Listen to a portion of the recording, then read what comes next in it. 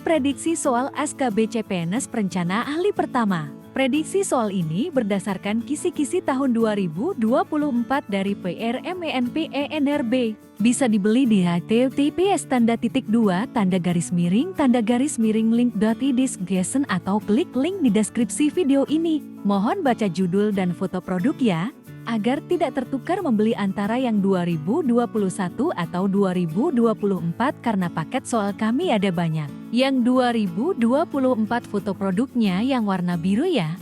Tapi yang 2021 juga bisa menjadi tambahan bahan belajar. Link PDF-nya dikirim ke email kamu secara otomatis setelah pembayaran berhasil.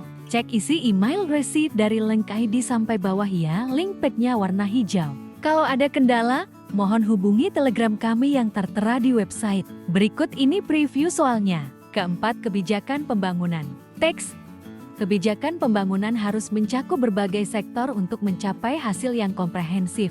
Sektor-sektor ini meliputi ekonomi, sosial, dan lingkungan.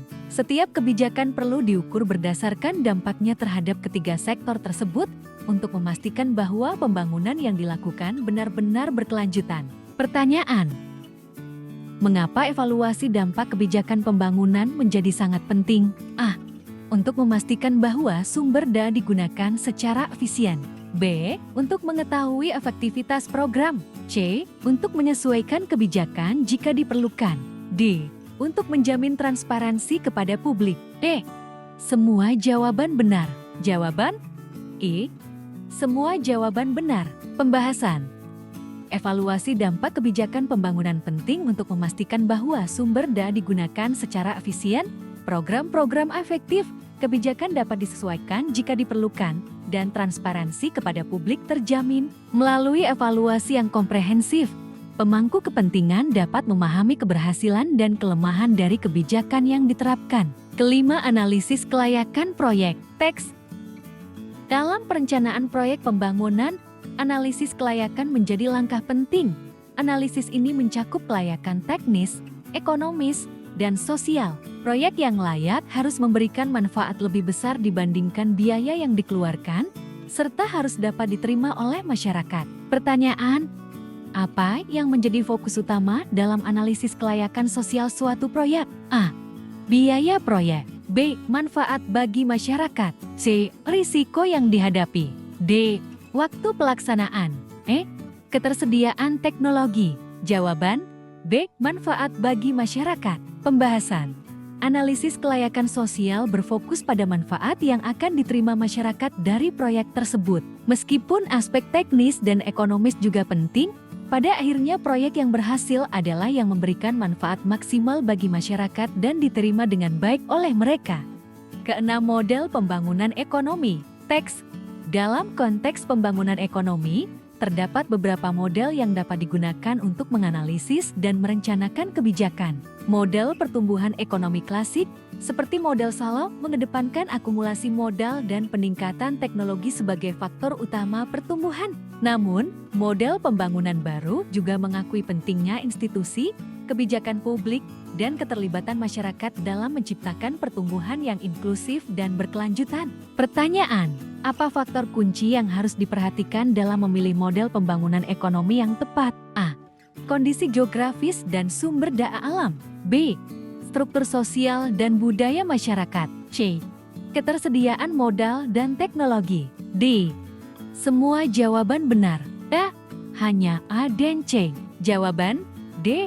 Semua jawaban benar. Pembahasan.